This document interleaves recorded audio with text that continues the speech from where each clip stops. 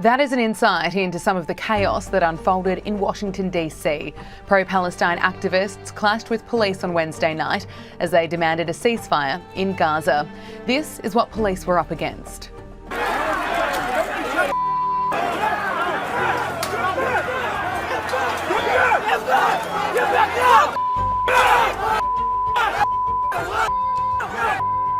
Get back, guys!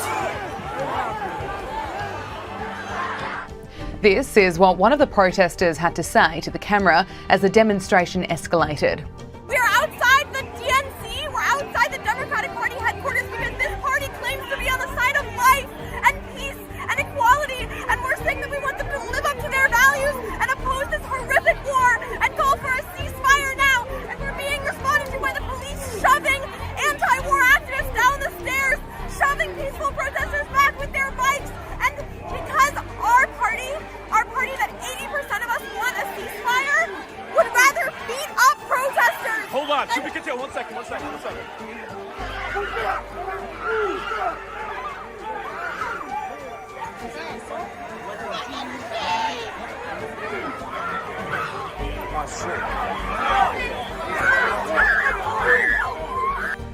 The scenes in DC became so tense and so ugly, Congress members had to be evacuated. California Congressman Brad Sherman shared his experience, describing the protesters as violent and pro-terrorist. He posted to X, was just evacuated from the DNC after pro-terrorist, anti-Israel protesters grew violent, pepper spraying police officers and attempting to break into the building. Thankful to the police officers who stopped them and for helping me and my colleagues get out safely. Apparently, these pro-Hamas demonstrators want Republicans to prevail in the next congressional election. Police released a statement pleading with members of the public to stay away while officers made arrests. Part of the statement says, "Right now, our officers are working to keep back approximately 150 people who are illegally and violently protesting in the area. Officers are making arrests. All members have been evacuated from the area. Please stay away from the area." While this was unfolding, the Israeli Defense Force released a video walking through Al-Shifa Hospital in Gaza, showing what they say is evidence it was used as a base by Hamas. An officer toured the building in the 7-minute video, showing weapon caches and grab bags filled with ammunition.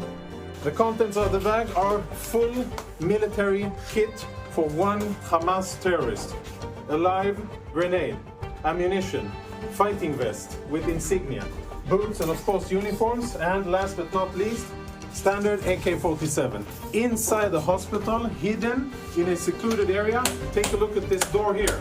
Blast-proof door, which is part of the clinic and part of the infrastructure of the hospital. Everything else looks like a hospital, only this part doesn't.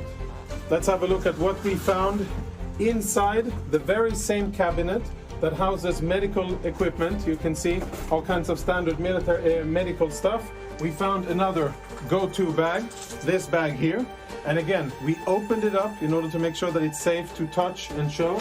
So please don't give me any of that. You opened it up and you placed it there. This is the bag that we found, and this is the stuff that was in it. Now, there's insignia, military insignia, a knife. For those of you who read Arabic, you'll be able to understand what it says here.